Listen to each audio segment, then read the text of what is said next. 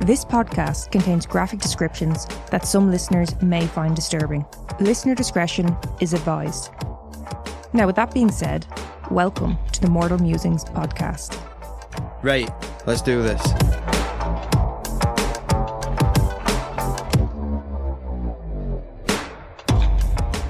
So the other day, Neil and I decided to get a takeaway.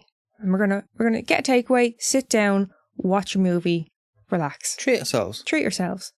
Well, like, you know, we get a takeaway every week, but treat yourselves. Yeah. But yeah, went to get a takeaway and Neil turns to me and goes, "Do you fancy having a drink with dinner?" And I went, "You know what? I fucking do." You know? So Neil went, got himself a beer, and then he went to get a bottle of wine for himself. He goes and gets the bottle of wine and thinks, "Oh, do you know what I'll do? I'll put it in an ice bucket for her." Treat yourselves, like you said. Yeah. Because I'm just that kind of guy. That kind of fucking guy. So he goes off searching for the ice bucket. Can't find it. He was too organised in his organisation and he doesn't know where the fuck he's put it. Right, I was looking in the kitchen because it's a kitchen item. Yeah, but you stored it in the pantry. Yeah, so he couldn't find it. So he goes, right, I know what I'll use. I'll just grab a saucepan and fill it with ice. Yeah? So he does that. Now, the problem is, our ice cubes are little spheres. Yeah, they're not cubes. No, they're not cubes at all. Like little globes. Yeah. So he's there trying to put the bottle of wine into the ice. And because of their shape, they're just sliding around and rotating and bouncing off it. And he can't get this fucking bottle of wine. I swear to fuck, it was 3 or 4 minutes watching him just chase this bottle of wine round with the ice, trying to fucking get into the bastard thing. Yeah, and you just sat there watching me. Because here's the problem with Neil, right? He's a prick. If you offer to help him, he will get upset and take it as an insult, like you think he can't do it. Whereas if you don't help him, he will get upset that you haven't offered to help him and you've just been watching him struggle. Yeah. There's no winning. You're fucked. It's really not difficult. But you realise that you're like that you do this. That's probably your most toxic trait. You can't, because I'll be there, like, I only said to you the other day, we got some stuff from IKEA and Neil was putting it together and I said, I don't dare help him. I am a nervous wreck every time Neil does DIY or anything like that because I know it's going to be a rough fucking day. Do you want me to make it very simple for you? And this is for pretty much all men. Okay.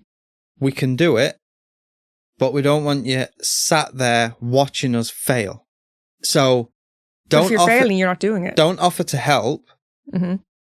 But don't not help.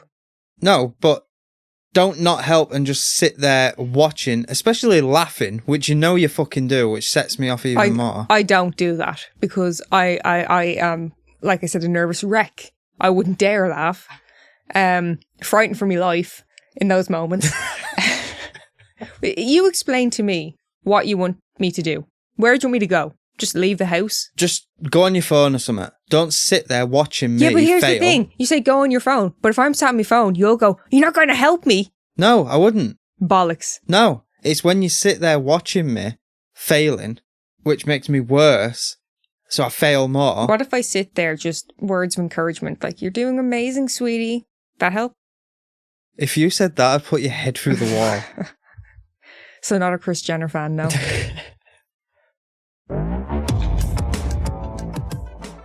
CrimeCon UK, the ultimate true crime event, returns to London on the 21st and 22nd of September 2024. CrimeCon UK is the world's leading true crime event and is partnered by True Crime, the expert-led true crime channel available on your platform of choice. From fascinating sessions with some of the biggest names in true crime to raising a glass with your favourite podcasters, tickets will include free tea, coffee, biscuits, flavoured water across the entire weekend. And there's plenty of time to network with the crime contributors. This year also sees the introduction of a platinum ticket. The platinum ticket gives guests access to exclusive content, private events, and one-on-one FaceTime with the CrimeCon UK cast. CrimeCon UK is an unforgettable way for you to really immerse yourself in the true crime community. Neil and I will be there, so come and join us for a drink and quote Mortal for your special 10% discount. And I'll be there too.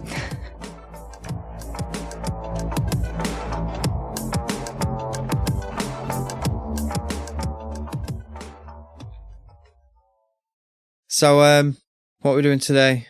Another animal attack, or? No, don't be ridiculous. We're not doing 2 in a row. Today, we are going to be taking a look at the case of Omaima Nelson and the murder of Bill Nelson. The what? Omaima Nelson. Yeah. And the murder of Bill Nelson. Murder of both? No.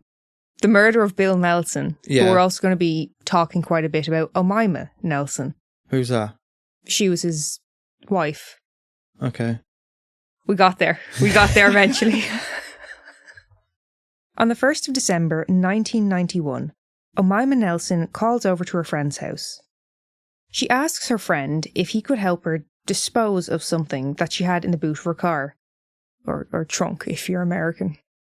Do Americans know what boot of the car is? I'm not saying that to sound like a condescending prick. Oh no, I'll say it to be a condescending prick. Oh, okay, you say it. No, I think they should. Oh, I thought you were going to say, do you even know what it is? Because even though they call it a hood, they laugh and take the piss out of us going, on your bonnet. I don't know which I prefer, hood or bonnet. Bonnet? Because that's what it is. No, I know, but if I had to pick between the two. It's like, I wonder if they have a saying, because we say, oh, you got to be in your bonnet. Oh, yeah. Do they go, they say be on your hood? They say be in your bonnet. But are they thinking about bonnet that you wear on your head? But that's not what the saying is. I'm just... The bonnet on a car. But if they say it, Neil. So she wanted to dispose of, I'm fairly certain this is a body. You don't know that yet. She also offered her friend $75,000 if he helped her with the disposal. Would you? No, because even if I need the money, I'd be like, okay, that's too good of a fucking offer. What's going on here? This isn't like an old armchair that you want to bring into the fucking tip. Let's say you knew it was a body, but this is a close friend. This is like a sorority sister. Okay. Where you've had packs and, you know. Absolutely not. I'll turn you in as soon as look at you. Her friend, disturbed by the encounter, agrees to help. He tells Omaima to wait at his home while he goes and gets his truck. He immediately gets the nearest payphone and calls the police. Fucking rat. The police show up to the home and begin searching the 1975 red Corvette that she had arrived in, as she timidly looks on. After what they find in her car, Omaima is arrested on suspicion of murder. So, suspicion of murder? Suspicion. She's got a body in a car. In the boot. Yeah, suspicion. The loot in the boot. The loot was hidden in the boot. So before we continue with the story from there, let's jump back and have a look at Omaima's background. Omaima Ari Nelson was born in 1968 and was raised in Cairo, Egypt. Now, Omaima had a difficult childhood with a father who was said to have been a very aggressive, violent man. And not only was she abused as a child, but she was also a victim of female genital mutilation. What's that? It's horrific. So there's different types of female genital mutilation. It can be partial or total removal of the clitoral glands, or narrowing of the vaginal opening, or the worst case, both. So is this female version of snip? It can be called female circumcision, but it is more severe. I'd have thought so. Yeah. Because with snip, it's just skin. Whereas so obviously, clit's nerves. Exactly. So obviously with like a male circumcision, there can be complications and difficulties and all that. Yeah. But with female, it's a much higher. Wait, is this babies? From infancy. Fucking hell. Yeah, I think sometimes women will go through it, but quite often it's done on young girls and kids. I'd have thought it'd be harder on women because the nerves and everything. It's no good. Do you know actually? I don't know. Right, I'm 35 and I don't know much about the female body. Is everything fully developed at a young age, nerve-wise and stuff, or? I would assume so. Now, there are no benefits to this, and in fact, there are a hell of a lot of negatives to it. Immediate issues such as severe pain, hemorrhaging, infection, shock, and death, and some of the long-term effects, such as urinary problems, vaginal problems, including issues with menstruation, pain during sex, as well as decreased satisfaction, higher risk childbirths, And of course, psychological problems such as PTSD, depression, anxiety, and low self-esteem. And like we said, it's most commonly carried out in young girls from infancy. Yeah. So it's no good, and unfortunately it is still practiced in some parts of the world. Yeah. But I know it's severe, more severe, but if you're against that, would you be against the snip? Well, you're talking about circumcision, Yeah. rather than vasectomy. Yeah. Sorry, No. the snip. What? You said the snip. That's more used for like vasectomy, isn't it? Yeah, I don't mean that. I mean, Yeah, you mean circumcision, yeah. Jews and that, yeah. I don't want to be judgmental because I know in America it's like fairly common. Over this part of the world, that's not really a thing. Yeah. Maybe from a religious standpoint, it's more common, but generally speaking, it's not done here. Men don't really get circumcised. Me personally, I don't agree with it because even if there's no complications as such or anything like that, you're still decreasing that person's sexual satisfaction. There's no need for it. Yeah. You quite often hear that it's cleaner and things like that. Yeah. Well, just clean yourself properly and that's not an issue. Yeah. You know. Which is also an incredibly insulting thing to the majority of the male population to basically say that you're dirty because you're uncircumcised. No. Like that's there is women who say that. They'll only sleep with people who are circumcised. Yeah, like, do you remember in Sex and the City? No. They had oh, okay. Don't watch Sex and the City. Well, they had a whole conversation about that. And I remember watching it like, oh, I wouldn't sleep with someone who's uncircumcised. And I was like, this is such a weird conversation to listen to. I know it's a TV show, but from someone from this part of the world. Yeah. You just, it wouldn't, it's not a conversation that would ever be had. But enough about penises getting circumcised. It's not really why we're here. Now, as far as Omaima goes, she was subjected to the more extreme form of this mutilation. So Omaima had been through some horrific shit in her earlier years. In 1986, at the age of 18, Omaima emigrated to the US after meeting an American oil worker. The two got married and moved to Texas, but this marriage didn't last long. So, still a teenager, her marriage has ended, her English isn't great, and she's just kind of on her own in a foreign country. Must have been tough going. Just a bit. But then again, in Texas there's loads of like multiple languages and stuff, isn't there? Well, in the US in general, yeah. But it's still, you know, you have a grown adult who's going to move to a different country and be a bit fucking anxious, but she's 18, 19 at this point. Yeah. You know? Eventually, Omaima would settle in California, and she supported herself through work as a nanny as well as modelling. And Omaima, she was a beautiful woman. Well, is a beautiful woman. She's still alive. She was described as a beauty with cut glass cheekbones. God love them fucking cheekbones. That's the only thing I like about myself, really, looks-wise, is that I've got high cheekbones.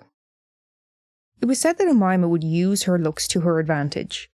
She knew she was a beautiful woman who had many male admirers, and she would capitalise on this. And it was predominantly older men. Usually is. It was reported that she would significantly gain, financially speaking, from these relationships, including her rent being paid for, her car, as well as receiving cash. So she's got it made. Yeah. She's doing the damn thing. Yeah. But it was also said of Omaima that not just to be financially supported, she did want to be loved and taken care of. She just wanted to be kind of kept, so to speak. What do you mean fucking kept? She clearly wanted to be, I say clearly, I assume, want to be more of a trophy wife kind of thing. You know what I mean? Well, she was. What do you mean? Well, she was, like, she's getting everything paid for. Yeah. By an older gentleman. Oh, yeah, but I mean, she hadn't reached that status quite yet of securing it, locking it down. Then in October of 1991, while out at a bar, she met a man by the name of Bill Nelson. Now, William. Older gentleman? He was indeed. Bill, at 56, was 33 years her senior. Nah, fucking hang on. It's not a paedophile, but it's not fucking right. It is a bit of an age gap, I'll give you that. It's not, it's a bit too She's much. still a teen here. At this point, she's 23, so she is an adult. Yeah, 20, it's still young, but... They're all grown adults, but... It's a dirty old man. As far as what he did for work, Bill had previously worked as a pilot, but he got the sack for smuggling marijuana and spent 4 years in prison. After his release from prison, Bill got himself a job at a mortgage company. So he went from smuggler to robber. Yeah. You're not fucking wrong. Described as a kind, loving and trusting man, Bill was also a father of 5 and a grandfather of 17. I did the maths on that when I was like, 17, that's a lot, isn't it?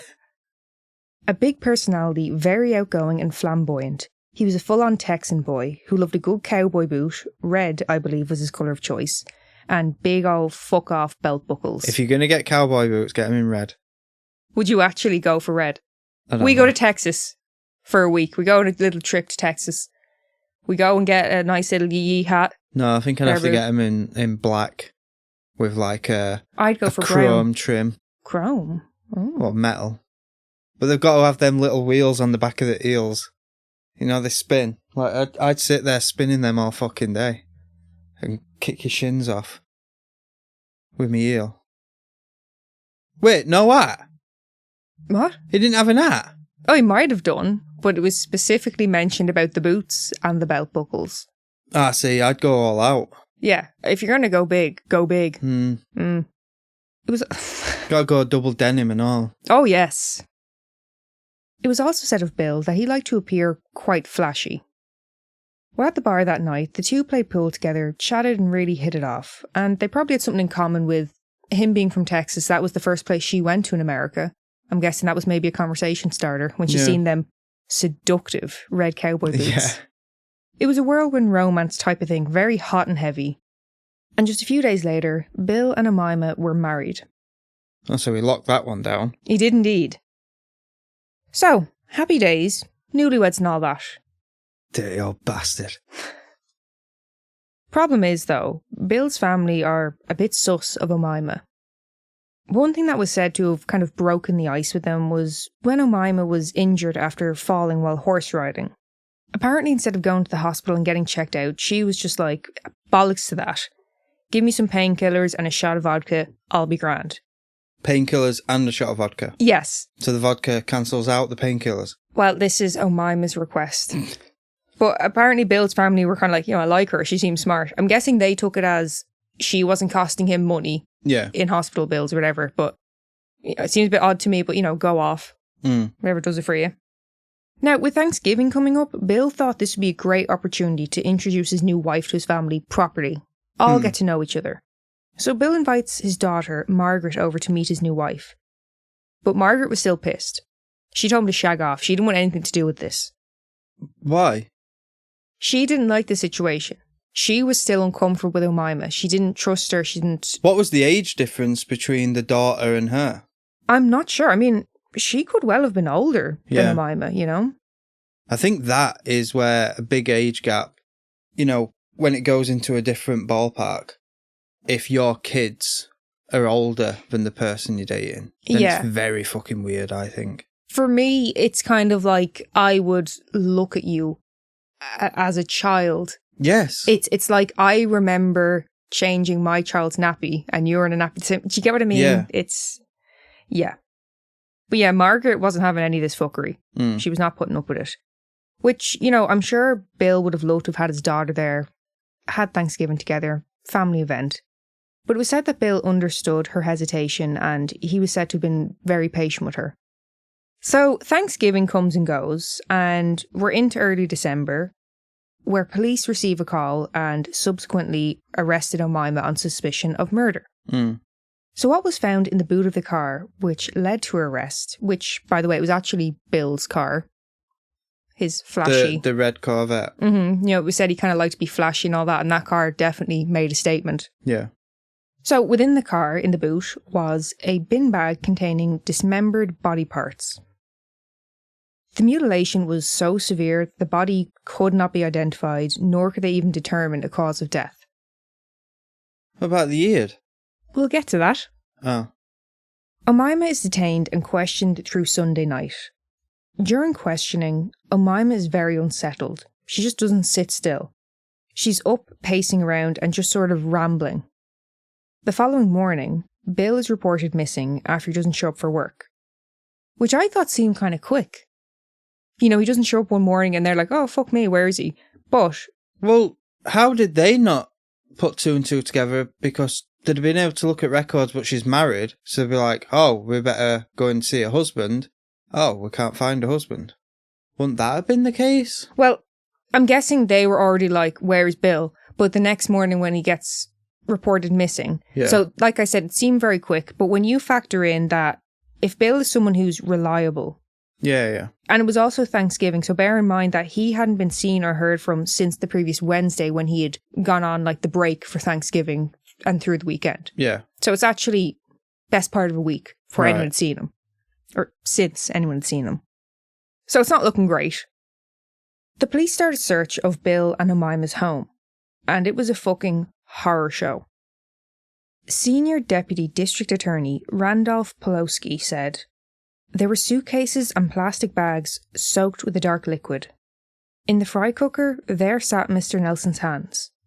And when we opened the refrigerator, there was Mr. Nelson's head with stab wounds. Can I just ask, whenever this dismemberment, when someone gets cut up, Yeah. why does the ear always end up in fridge? I don't know. Like, it always seems to be like a statement where you open the door and there's a plate, like a platter with a head on it. Yeah. I wonder what that is. I don't know. And what, hands it- in the fryer? Yes. So they'd been deep fried? Or... It says they were found sat Oh, okay. in the fry, like sat in oil. Maybe the head thing might be because that's so personal. It might be like, I can't deal with that now. Do you get what I mean? Yeah, but she's I don't chucking the know. rest in a bin bag, so just seems to be a recurring thing. It always seems to be near the cooker or in the fridge or... I'm just like, that's just off the top of my head, but that's the first thing that comes to mind is the thought of staring at their face is kind of like, right, I'll deal with this later.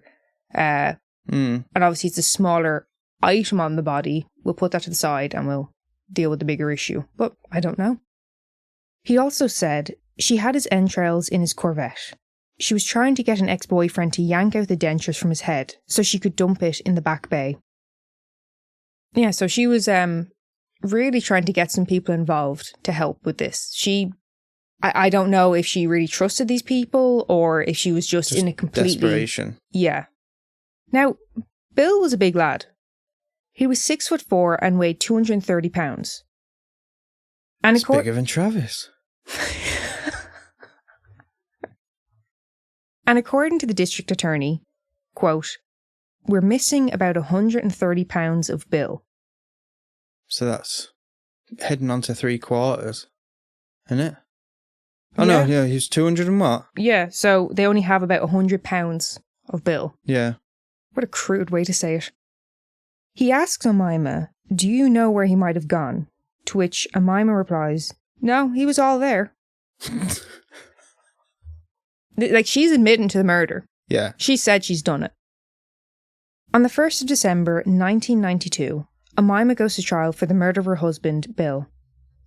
And with this trial, it was a case of whether she should be convicted of first degree or second degree murder. Like I said, she's admitted to it. Yeah. The prosecution argued that Omaima was a predator, a cold-blooded killer who was only after Bill for his money. And that during foreplay, Omaima had tied Bill to the bed and plunged a pair of scissors into him before dismembering his body. Whereas Omaima's story is a little bit different. Omaima claims that pretty much as soon as they got married, Bill changed. He became physically and sexually abusive. Because he owns her. Yeah, I mean, that would make sense. I'm not saying that. I'm saying Yeah. that's what had been going through his head. With that theory, it does make sense. Now, Omaima was said to have previously been involved in abusive relationships with other men, as well as the trauma from abuse and the mutilation she went through as a child. And during that Thanksgiving weekend, after Bill had raped her, she had had enough. She says she grabbed a nearby pair of scissors and stabbed Bill before completely losing it and beating him with an iron. So that's her side of the story. She grabbed what was nearby to her, which was a pair of scissors, and then she was just so frenzied at the moment. She was so upset, so angry. She'd started beating him with an iron. Now, after Omaima was arrested, she told police that her husband had been abusing her. And they did note that she did have a fair amount of cuts and bruising on her body. Omaima was sent to the hospital for a forensic kit and for her other injuries to be assessed.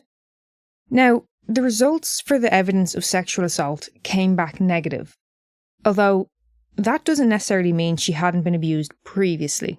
Yeah. I also looked up to try and find a rough time frame for the testing. Mm-hmm. I found out a test can sometimes be carried out up to 7 days after the assault, but ideally within 72 hours of the assault. Okay. So 4 days. The time frame for her to be tested for it wasn't ideal. Yeah. Also, according to the defence, it was often oral rather than vaginal sexual assault. Okay. The psychiatrist who was treating Omaima said that she was in a psychotic state at the time of the murder. Yeah, I don't think there's any argument there, is there?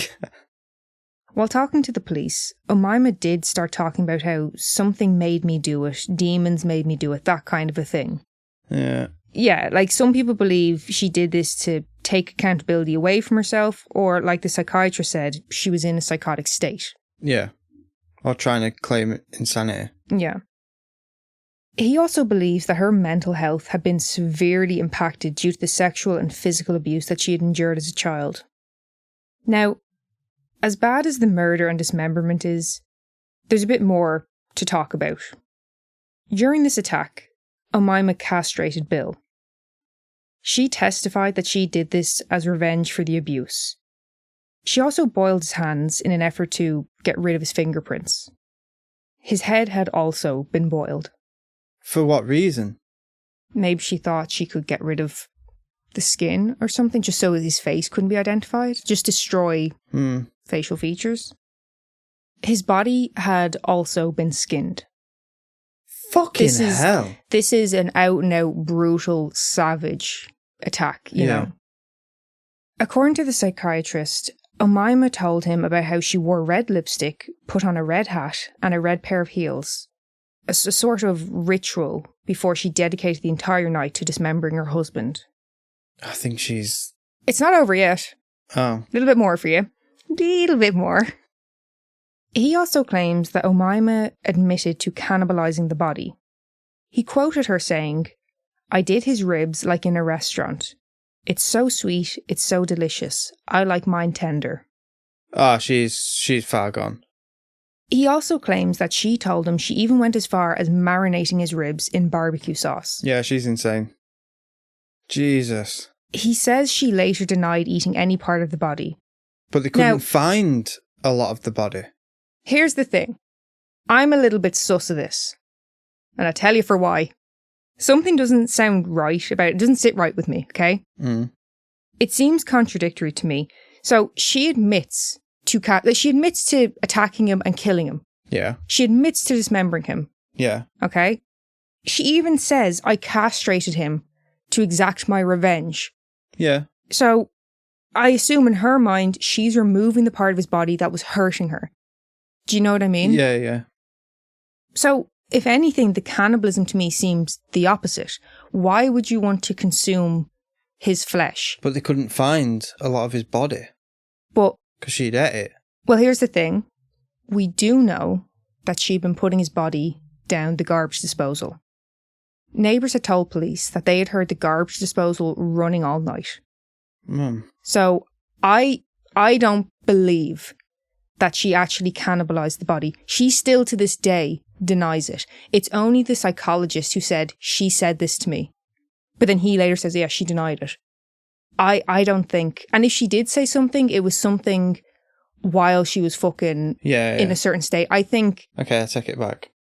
I don't know, like, if you believe it, fine, but that's just my opinion. No, on I take it back. I said she's far gone and no, I said I take it back. I think the psychologist was trying to sensationalize it a little bit. Right. That's my personal belief. Hollywood it. Is that what you mean? Is that what you mean? Yeah. Yes, no, that's what I believe. It's kind of, I don't know if it was in an effort to get bigger cases or just get more notoriety. Now, here's the other thing that I think made people really jump on the cannibalism thing. Omaima said herself that she had mixed the flesh with leftover turkey meat when disposing of it in order to somewhat disguise it. Okay. So I think people were like, oh, she mixed it with food. Do you know what I mean? Yeah. But whatever the truth may be, the psychiatrist said that he has never seen anything so bizarre, so psychotic in his 20 years of practice. And I don't doubt him on that one. Mm. Another element of this case that caused a bit of a stir was the kink aspect. Omaima testified that when they first got together, she agreed to sex with her husband multiple times a day because she said she was in love with him, and even though it would cause her pain. She said that if she turned down his request for bondage, he would beat her. She claimed that on one occasion, he punished her by throwing her kitten out of the car window. Fucking hell. She recalled him telling her, I paid for you, I'm getting what I want. Well, if she hadn't have cut his prick off, I would have, after that. So that's Omaima's kind of argument here. They got into the relationship, he fucking changed, and it wasn't this poor innocent person, she was fighting back. That's what she's saying. Yeah. Something that doesn't help her case, though. Back in 1990, Omaima was charged with assault, false imprisonment, and attempted robbery of Robert Hansen, which was an ex-boyfriend of hers. She was said to have tied him up and demanded money from him at gunpoint. She was convicted of assault, but she was acquitted of the charges of false imprisonment and attempted robbery. How? What do you mean, how? She tied him up and held a gun to him. No, but that's what he claims. She wasn't found guilty of it. Oh, okay. So, maybe she smacked him round, but no, like, I'm guessing she assaulted him, but maybe he, going from what evidence was given. Yeah. You know what I mean? She maybe hit him or something, but maybe he told a little bit more of a tale than what actually happened. So, with knowing what the argument was for the prosecution and what the defence's argument was, what do you think the verdict was? First or second degree murder? First. After 6 days of deliberation, the jury found Omaima guilty of second degree murder. Although they said they would have loved to have gotten her on first degree murder, they just didn't have the evidence to support it in any way that it was premeditated. Yeah. As well as the jury being divided, some believed she was a victim of abuse, some didn't. I just want to say, I wasn't saying I think it's first degree murder. I thought they would have a first degree. Yeah. Now, like I said, some of them believed she was a victim, others didn't. The jury said that they did feel sorry for her, but they did not entirely believe every claim that she made about her relationship with Bill. The foreman of the jury said after the verdict was given, all I want to do right now is go home and go to bed. You got to think of all the shit they were seeing and hearing, and whether you believe the prosecution or the defence's side, or like they did, a bit of both, that's a hell of a lot. Yeah. You know? Omaima was sentenced to 28 years to life in prison. During her parole hearing in 2011, Omaima said, if I didn't defend my life, I would have been dead. I'm sorry it happened, but I'm glad I lived. I'm sorry I dismembered him. When the whole cannibalism thing came up during the hearing, like I said earlier, Omaima stood firm in her stance that she did not cannibalise Bill's body. Did not, bar what the psychiatrist says, she's never ever said. Yeah. Since the trial, she's been like, it didn't happen. She also said, I swear to God, I did not eat any part of him. I am not a monster. Omaima also argued that she is not the same person she was at the time of the murder. She described herself as someone who would refuse to let go of any pain that anyone had ever caused her. She added that she had looked for love in all of the wrong places, and that she now values her integrity and has a strong desire to help others. Now, to further convince the parole board that she was a changed woman, she talks about her most recent husband. She did get married while in prison. Okay. Older gentleman. He's since passed. Rest in peace. Of old age? Yeah, I think so. Dirty old bastard. I think he was in his 70s at the time when they got married. I don't know what year it was that they got married, but she would have been a bit older. Mm. She says that during their conjugal visits, he never felt threatened or endangered. The last statement was read by Margaret, Bill's daughter. She talks of her wedding and her daughter, and how not having her father around for the big moments in her life has impacted her. Understandably, this would have been incredibly difficult for Margaret to go to the parole hearing and to speak on the matter. She said she did so to return some human dignity to the man who was my father. She finished up her statement by saying, I don't know the adequate punishment for a murderer who doesn't even leave a family a body to mourn over, but I do know you don't let her out. Omaima was denied parole and will next be eligible in 2026. It's coming up. Do you think she'll get it? No. Because it was so extreme. Yeah. That's the case of Omaima Nelson and the murder of Bill Nelson. So where do you stand with all of this? Oh, I take it this is why you've covered it. I mean, because I think me and you aren't going to see eye to eye on a couple of things. I covered it for multiple reasons. Obviously, it's an interesting case. I wanted to do a female killer because we haven't done one yet, as far as I'm aware. And yeah, I mean, as I was writing it, I didn't intend to do it that way, but as I was writing, I thought, well, let's have a bit of a conversation about it. Yeah. So, go was on, the Neil. floor mine? Yeah, all yours. I think it was in some sort of self-defense. Mm-hmm. I think the dismemberment, it was just panic. The getting dressed into a red dress, red shoes, and red hat, and all that. And did you say red lipstick? Yes, I don't believe that. That came from the psychiatrist as well. Oh, okay. So I'm not saying it didn't happen, but I think that was the sensationalism again. Yeah. In regards to her eating it, is there a problem? Eating it? No, in regards to her eating it, it doesn't look great for her. You know, she had one item of the body in the fridge, another one in the fat fryer. Yes, not great. Can't do that. And about eighth of the body was missing. But once you said that, it stood out for me, but it was the only thing she was denying. Yeah. She was fessing up to stuff without him even asking. Yes. She's apologised for the dismemberment and all of that. I'm not saying that makes it okay, but she's acknowledged that she's done it. Yeah. She's acknowledged that she killed him. She's acknowledged that she dismembered the body. But she's like, I did not cannibalise the body. Yeah. But I think that's the least of her worries. She's killed and dismembered a man. Yeah. Whether you ate him or not, it'd have actually done her a favour, probably, owning up, saying, but she ate him. Because she wouldn't be in a prison, she'd be in a institute. Mm. I think they're supposed to be a bit more laid back, a bit safe. Fucking no. You ever see One Flew Over the Cuckoo's Nest? No, I don't think so. See, for me, don't worry, I'm not just going to leave you out there hanging. I'm going to give my side of it as well. I feel very similar to how the jury did. I do feel bad for Omaima and what she went through in her younger years, and I personally believe that it was not a safe, healthy relationship for her to have been in. Mm. Here's where she lost me a bit, though. The extremes she went to get rid of the body. But, with that said, I do believe that Omaima is not well and needs to be treated and not just locked away in prison like we see so often, like you've just said. Well, one thing I don't like is she's there saying she was looking for love and to be a housewife and all this. She didn't a fuck. Why was she going for old rich men? That's all she was going for. Well, not necessarily a housewife, but just to be taken care of. But she was only going for old rich men. Okay, right, well here's the thing, right? Love is love. You could fall in love with a tramp.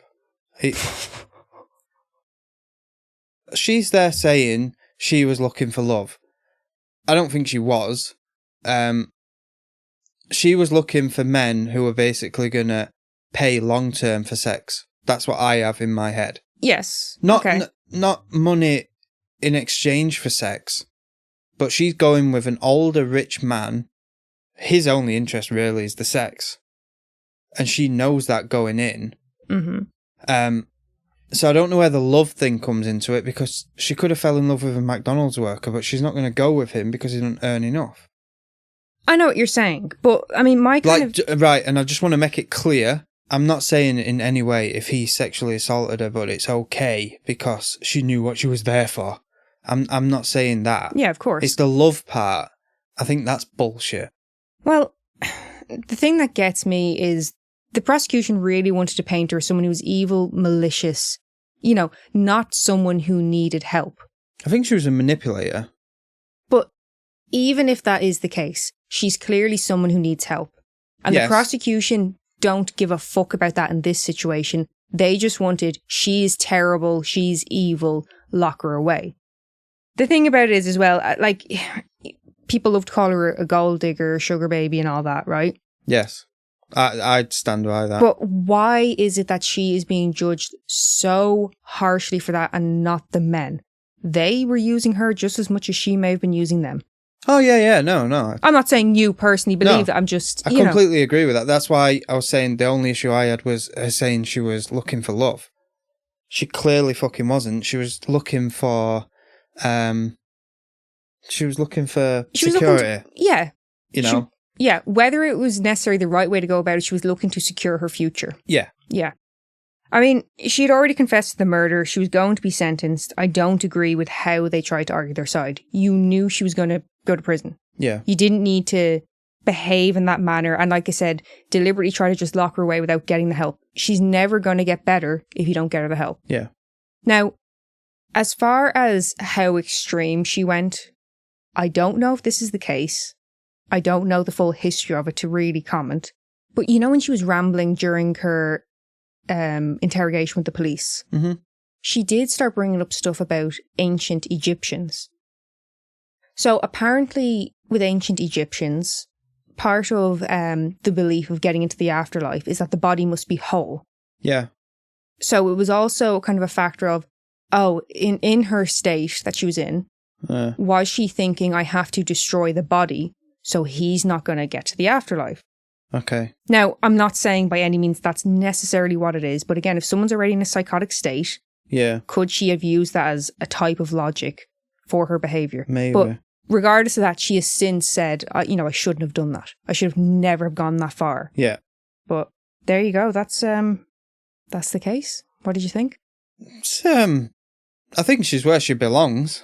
I don't think she should ever set foot out of prison. I don't think she's ever going to be stable enough. Yeah. I just want to say as well, I understand this is a difficult conversation to have. You're putting me on the spot. I'm sorry. Like, by no means am I trying to be disrespectful to Bill or his family or Omaima for having gone through the sexual assault and mutilation and all that. I'm just trying to look at both sides of the argument. Yeah. In no way am I trying to downplay what anyone has gone through or the final outcome of it. And if you have any thoughts on it, what are different to ours, or if you agree in any way, reach out. Social media, email. Because I think there's going to be a lot of different theories on it. Yeah. Overall, like I said, people like the sensationalism of this case and that she's a cannibal. So I think people all the time lean into that. If your opinion, I'm not saying it's going to be men, but if your opinion is, well, she knew what she was getting into, she should have gave it up. Oh, fuck off. Don't bother reaching out to us. So on that note, we'll move away from it. We need an oddity. Picture it, Florida. Oh, God. A man and his wife have gone out to a diner to have some breakfast together. During their meal, this man lets out a ferocious sneeze, followed by a few coughs. You know all about that, don't you, Neil? You are a terrifying sneezer. You jump when I sneeze. It's so loud and aggressive. But anyway, after he's done snotting everywhere, he feels moisture on his abdomen and some discomfort. Shot himself? No. He looks down and he sees his intestines protruding from his body. What, from his belly button? He'd sneezed his intestines out. Of what? What had happened to this man is called evisceration. Evisceration is when innards become exposed through a surgical wound. This man had just gone through a cystectomy 15 days prior. What's that? it's having your bladder removed. So what's he pissing? They'll make like a... Oh, the bag. Yeah, what? The bag. No, they'll like make... Like an artificial bladder. Yeah. Okay. And that morning, he'd been to his doctors, who had told him that everything looked good, the wound was healing nicely, and that the staples could be removed. In fact, he and his wife were actually out to breakfast that morning to celebrate that everything was going so well. I know. Imagine being at the next table. I know. Be like, fuck this. But he actually tried to kind of conceal it a little bit. Wait, he stayed in his food? No. I'll tell you now. So, after that had happened, an ambulance was called and he was taken to hospital. And luckily, there was no damage to his intestines. And between 3 surgeons, they were able to place his intestines back inside his abdomen. And don't worry, this is a rare occurrence. But can you fucking imagine? Like, this poor fucking man. And like I said, he tried to kind of hide it a bit. When he first noticed that this had happened, he was said to have kind of just pulled his t-shirt down to cover it. Like, kind of, you know, he's in shock. Like, oh my God, like, what no do I do? one's going to notice. His intestines are hanging out of him. I mean, like, what would you do? So he pulls his top down, kind of covers them, holds them, I'm guessing. And he was originally going to actually drive himself to the hospital. But his wife stopped him. She was like, no, you can't be moved, like, in a car, you know what I mean? I think I would. Well, but she was smart in the situation. He was obviously panicking, just like, I have to go to the hospital. But she was like, getting in and out of the car and all this, what if you accidentally damage the intestines? So he didn't do that in the end. On the way to the hospital, he got into a car crash and the person who he's crashed into runs over and is like, oh my God. Yeah. Like, oh my God, could you imagine? It was only a fender bender. His fucking guts are hanging out. It's a fucking nightmare for you, all that. Jesus Christ. But no, he is okay. Everything worked out. But can you imagine sneezing your bastard intestines out? Yeah. That's the breakfast ruined. Never going back to that Denny's. Yeah. Were it breakfast or brunch? Breakfast, as far as I know. So it could have been a string of sausages. That would be unfortunate. Well, so if I have hernia surgery again, I'll watch out for me sneezes. Please do. Thank you so much for listening. Find us on Patreon, TikTok, Facebook and Instagram. If you have a case suggestion, or maybe even your own story, email us at mortalmusingspodcast@gmail.com.